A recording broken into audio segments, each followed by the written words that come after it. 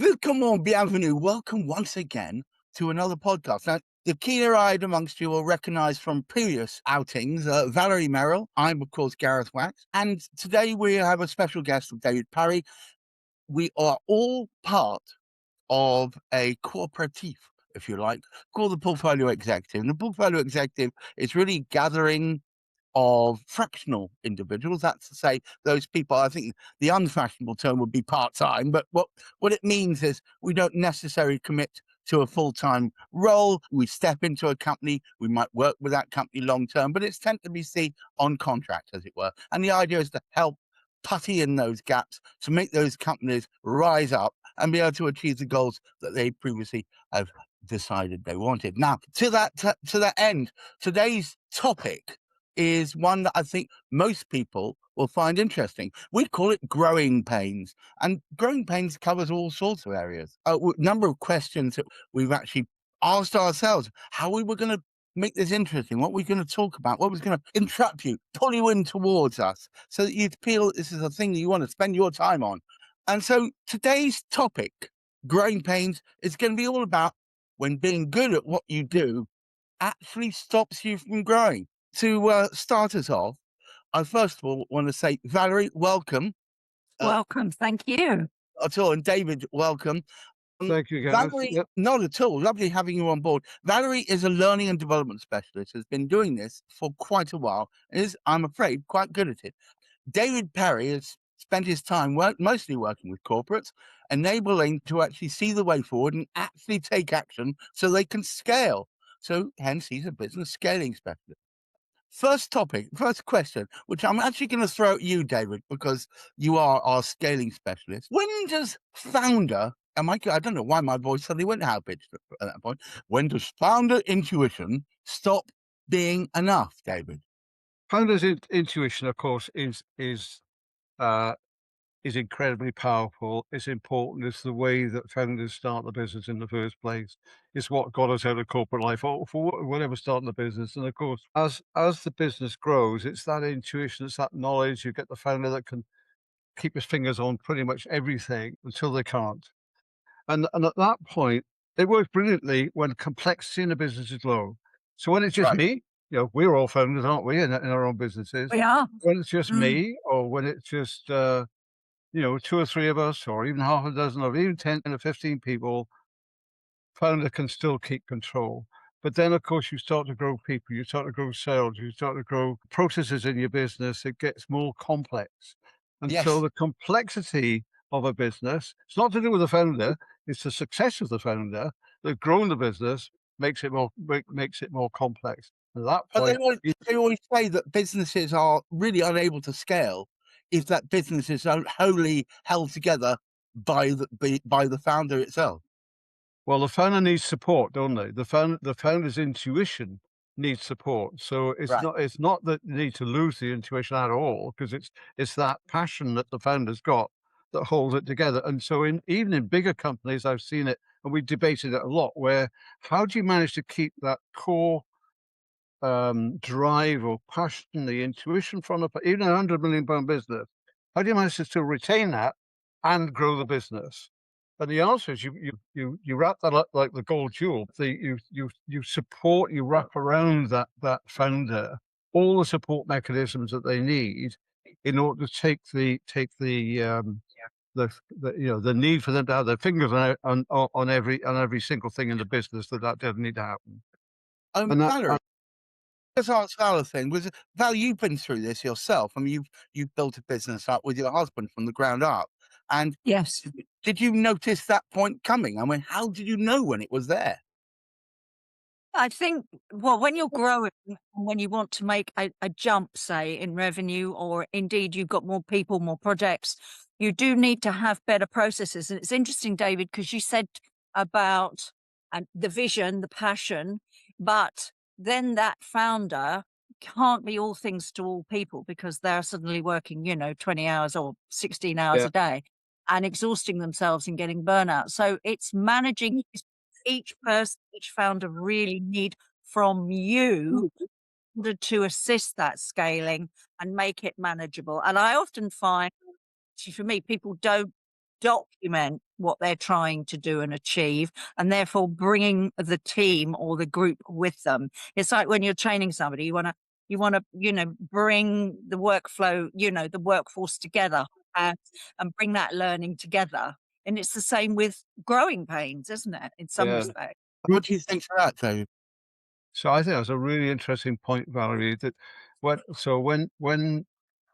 when companies begin to grow, and they're strong businesses, they're small, but they're strong, they've got, they're making money, they're making profit, and yet it's not quite growing in the way they want it to grow. And maybe they recruited more people, so maybe they've expanded the team, but it's still not happening. And what seems to happen is that, and I can give several examples, but what seems to happen is that the founder has a passion for whatever it is. Let's say it's a business, with a purpose-driven business, and so the people that they recruit into the company share that same passion. And the purpose of the business is clear in what they do. What they don't do is share the how do we get scaling in the business. What they do is they share the passion. So everybody believes in this business, but nobody's actually told them, well, how are we going to grow? What happens, when we want to grow sales? Well, how does that work? When I've got three things in the top of the hopper, how do I deal with that? Really practical things. Or if I've got an existing client that's demanding more of my personal time, and I'm trying to do all these other things, how do I deal with that? So it's about creating an environment where it's not just sharing the purpose, but it's actually sharing that how are we going to scale this company, and that everybody's part of that. So in your business, Valerie, like you're saying, so you'd be talking together. So in fact, I work with one consultancy group, or a coaching group, where we talk about creating a plan on one page. So I've written 300-page business plans before now. I say to people, I don't care how big your plan is, just have one. As long as you've got a plan that you can share with other people. And so that at least then you consider it. I've got a session with a client in a couple of weeks' time when we'll do exactly that. I draw 3 circles on a board. I say, okay, so here's where we are today. What are the things? And you tell me you want to be this in 3 years' time. What's the gap? And we have a group of people. We get everybody sticking sticky notes on the wall. Great fun. No, no, no, no. But Yeah, but it's at the end of Post-it it, of note. course, Yeah. the Post-it notes, yeah, the Post-it notes on the wall. But at the end of it, what we have then is an understanding. Everybody's Yes. understanding of what Yeah. the whole business needs to do in order to make this business scale. Yeah. Okay. So it's And not just in the founder's head, because they got a vision of where they want to go, but articulating beyond that into what do we need to do, and how do we get it. So if I got to recruit salespeople, what kind of salespeople? What are they aiming to do? What kind of clients have they got, and so on. So yeah, that key is purpose. Purpose is one thing. In the why are we here, and what are we all about? And the other thing is how we're going to grow the business. Two different things. But that Yeah. that that point that you're describing, which is almost palpable, isn't it? Where you suddenly realise that the intuition that has led everything until now, it's just not quite covering all the bases. That tends to run in line when businesses try putting systems and process in. Yes. Well, runs yeah, counter to it. Yeah. yeah. Well, Well, it's quite funny. everything. That's I what think it it's quite is. funny, Gareth. See, but you get people that go into a business because of their passion. Maybe they've been in corporate life and they think, "Oh, I had enough of that. I don't want all that stuff." And so they build their business, and because they're passionate, because they can do it, because they can touch everything, it's their intuition allows them to grow the business. And so they resist the idea of having processes because of what they experience in corporate life. We all Yes. know it, meetings for meeting's sake, or processes that need more ticks in the box than jobs worth. And so they resist the very thing, but what they're actually resisting is bad process. So what we need to move, and that's what I said earlier on about the incremental piece, you need to encourage that founder that there's small things that they can do process-wise that don't have to be, let's go back to the way life was in this corporate world, but the things that will make their lives easier and make the business easier to grow, but in small steps. Yeah. Yes. Processes are important, though. Yes. A process is essential. Some people call it frameworks, which are more detailed processes, but it's basically if something comes in, an inquiry, let's say, comes in, how do you deal with that inquiry? Who owns it? Who looks after it? What does the inquiry get? How do they get it? When do they get it? What's an SLA for a problem? All the sorts of standard processes, but it needs to be documented. And also it needs everybody to be on the same page. You know, when you work with people, everybody likes to do things their own way, and that's fine, providing they hit the target and the timeline that you want that to be done in. So if the phone isn't picked up within so many rings, or people wait 2 weeks to get a quote for something and they go off the boil and go somewhere else, then has that helped you or hindered you?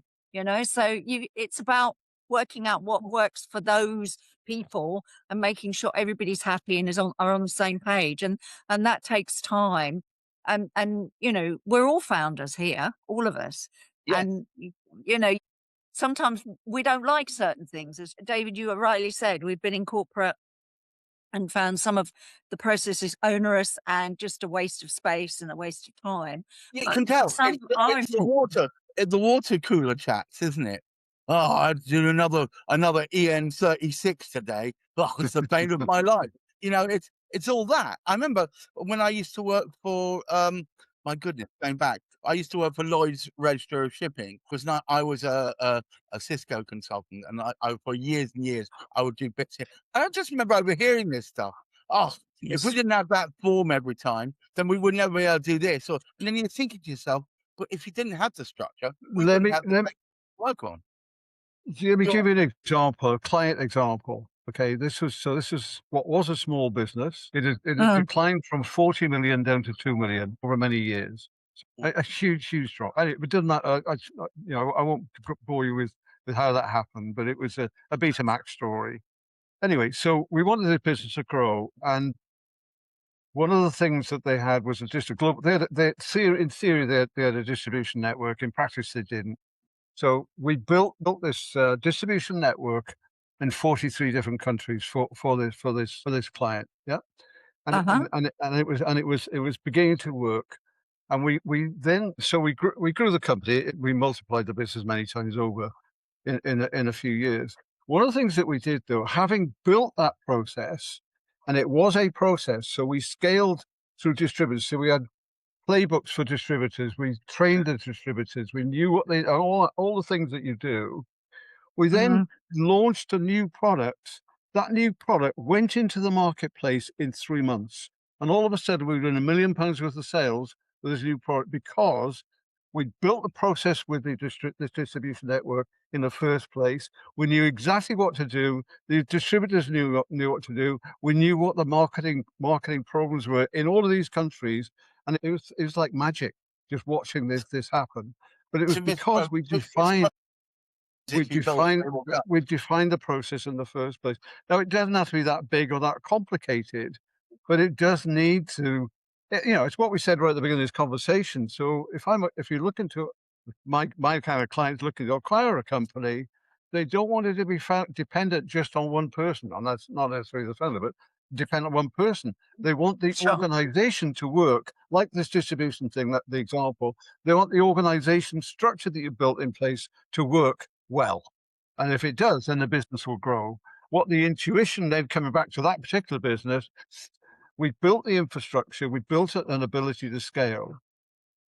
And what it enabled the founders were the brains. They were the guys that designed it. They were the guys that had built this incredible technology that they had in their products and their systems. But instead of having to worry about the day-to-day running of the business, they could then step back and do the thing that they were good at. But that was coming up with the new ideas and developing new products and so on, which they did, and it went on to be very, very successful. It was in the audio world, by the way, Gareth, in the audio. Oh, I'm an wonderful. audiophile. So, Me too, me too. We'll talk yeah. more about that later. So, Valerie, you must have seen this sort of thing happen time and time again.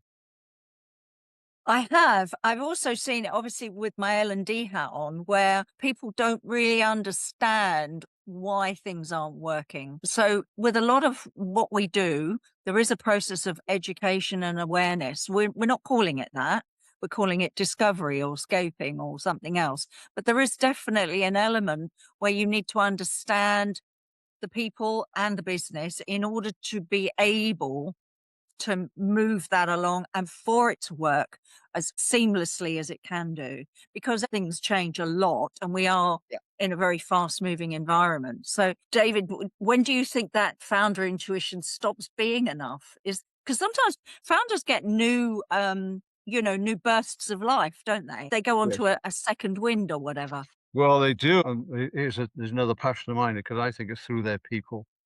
So I'm I guess what you call a servant leader. In I believe that rather than me being the superhero in a business, so I've always practiced this way in my corporate life.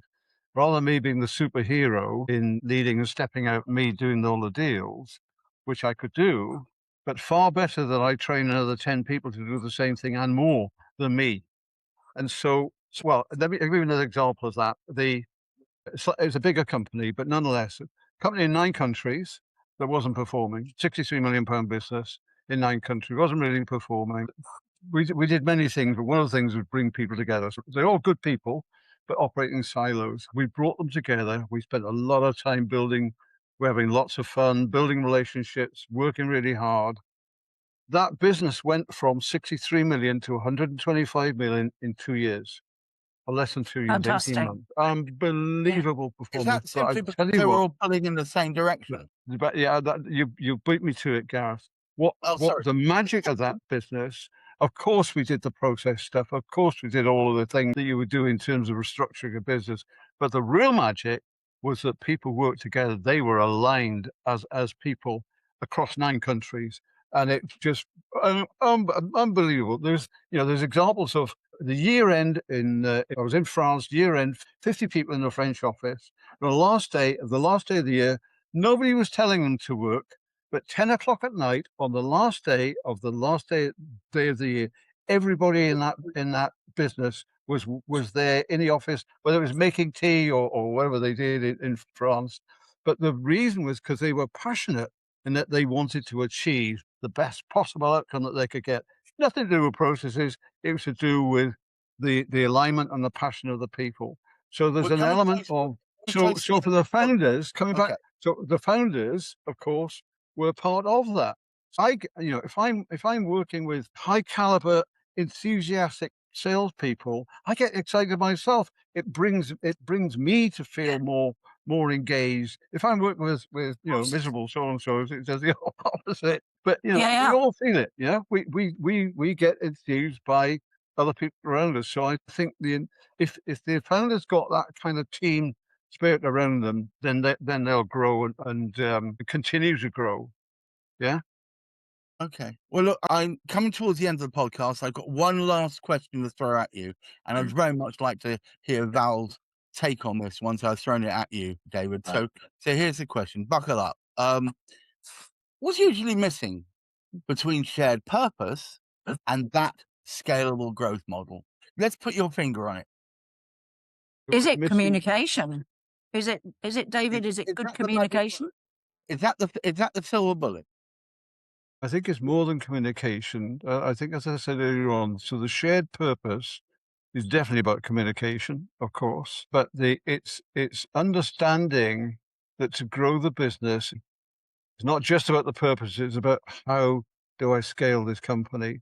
So it's what's the mechanism. So I don't know if I want to grow from 10 million or 3 million to 5 million or 10 million, what have I got to do? And then you start mapping out the thing. Oh, I need more salespeople. Oh, okay, so what do salespeople do? How do they do it?